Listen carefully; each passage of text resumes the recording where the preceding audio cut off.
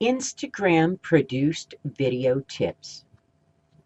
Okay, we're going to go look at the good, the bad, the ugly. I produce videos to put on Instagram. I've made some mistakes. I've thought of a few things. Let's go over and look so that when you get ready to produce your videos to put on Instagram, hopefully you won't have to make the same mistakes I did. Okay, so we're going to look at the good, the bad, and the ugly, like I said, and I'm going to show you some of the mistakes I've made. Most of Ginger Roots Media Instagram, most of them are videos, and I've tested quite a bit and I've seen where I've made mistakes, and I want to show you so you don't make the same mistakes. Now, I make all of my videos on my desktop. They're all edited, they're all programs. They are not made with a mobile and just uploaded. They are actual videos that I create myself. So that's why we're going to look at some of these. Anybody can pick up their mobile and start recording their face. We want to look at a little different way to do it, and that's what I'm going to show you so that when you decide you want to do these, you don't make the same mistakes and you can take some of these tips and use them for your own. Let's start with some bad. Here we have a video of me and I'm talking. I made this on my desktop, captured it right here, edited it down, and then uploaded. With Instagram, I am staying with the 1080 by 1080 videos, which means I record my videos as a 1920 by 1080 pixels, and then I crop them into a square. So if you're going to do something, you have to keep that square 1080 by 1080 and keep it in the center. If you're good at video editing, you'll figure it out. Here I am. I didn't think much of this, but Instagram, when you upload a video, you don't get to pick a thumbnail. It takes the first second of that video, and that's what it shows as the image. Now, as you can see here, I have resting bitch face. Not that that's any different than what you see a lot of times with me, but it may not be the most appealing to people as they scroll through their feed. That was one of the issues I had, was maybe my face looking grumpy isn't the best. If we start the video for just a second, yeah, I start talking. There I have my lower third, I've got it up there, and it's just a regular under 1 minute. You can't go over 1 minute with video. It's a little video, no big deal. It was easy to make, uploaded, no biggie. I won't be using my face again.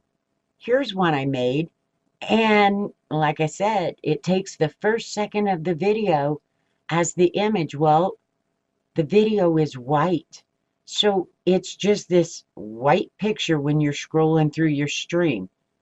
Could that gain some interest, as in, why did she post just a white picture? Possibly, probably not. Now, here's what the video is. If you do click the button, I've got animation. It animates drawing, it animates the text, and it comes out as a regular video. I thought, cool, I'll put some animation on there. What I didn't think of was the first picture. And there it is, a simple little video, and I just happened to screw up because I left the first few seconds white. So over here, here's an Off the Jacks video. We started this video with a fade in, and as you can see, it did exactly that. The first couple seconds are fade in. That's the image I got. Probably not the best image. If you start it up, then it goes through a slideshow of this cool car. We've basically, with this one, is a plain old slideshow. It does have a little bit of animated text roll in. Nothing big and fancy.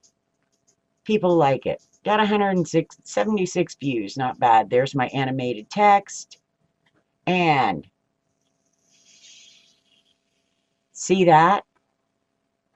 That's a logo stinger.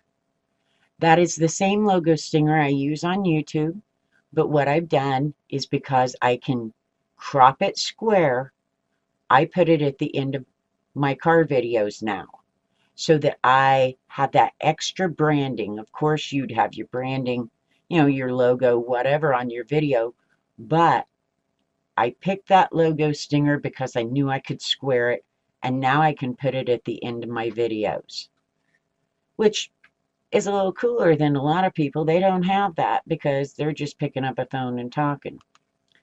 Now, here's another one, just as an example, one of the first ones we made, and it too, it's just got animated text coming in.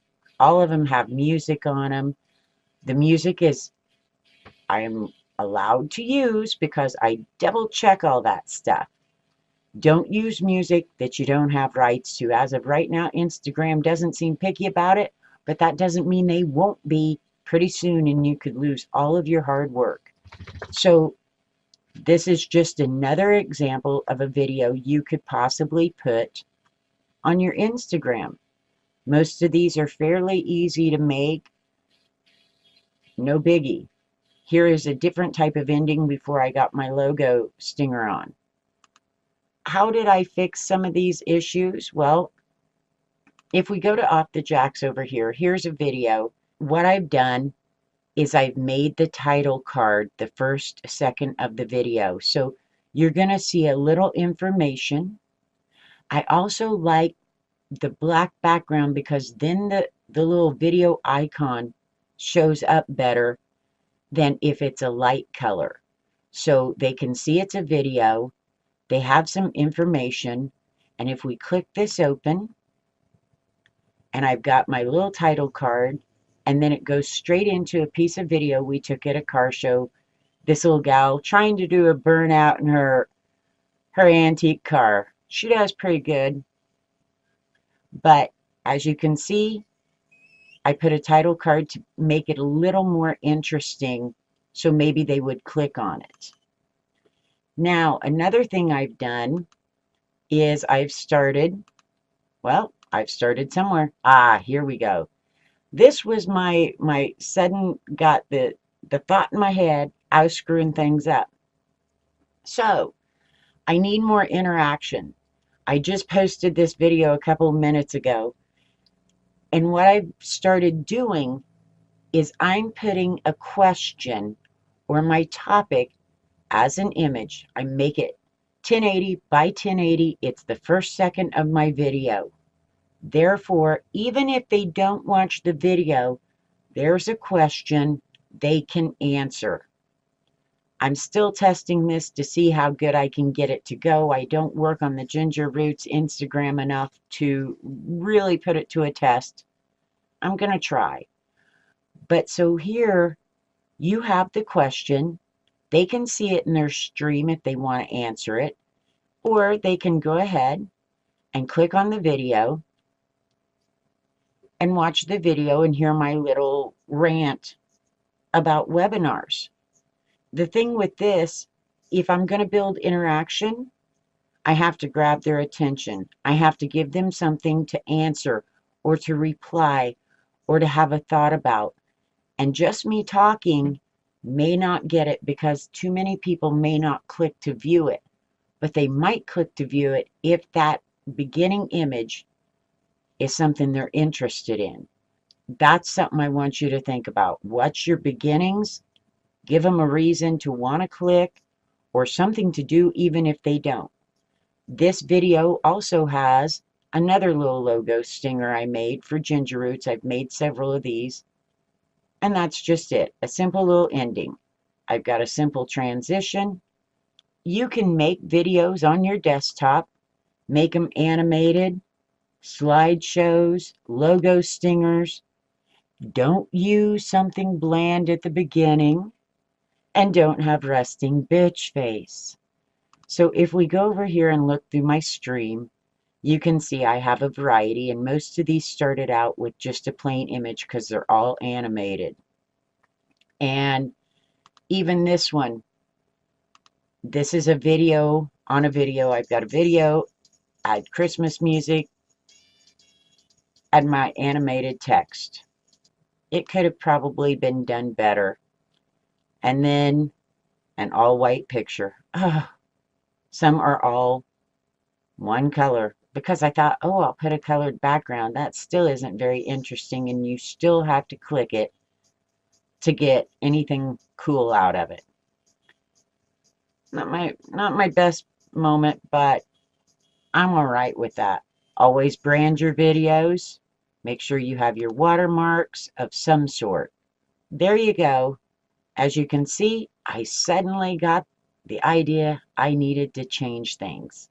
And that's exactly what I did. I went to putting questions or some kind of thumbnail to make them more interesting while people are strolling through their streams. So 1080 by 1080 is your finished product. I will show you how I upload them from desktop in another video because I make them all on my desktop. I seldom use mobile. I use it if I don't have to, I don't use it. And there's a lot of these things that if I wanted to make them on mobile, it'd be way too hard. So I'm more comfortable on my desktop with my tools, and that's what I use. And you can too. If that's what you want to do, you can do it. It's working out pretty well. So don't be afraid to make your own videos and stick them on Instagram. You just test them out, see what they do. Videos not as hot right now on Instagram as images, but let me tell you, I think all the positive quote images overabundant on Instagram, and I just go right past them. I don't even notice them anymore because they're uninteresting. We see them all over Facebook. We see them all over Twitter. Now we see them all over Instagram. They're kind of boring. So if you want to stand out, find something you can do, and video is going to grow on Instagram, be it stories, live, and plain videos. Find a way to get those videos made so you too can have something other people don't.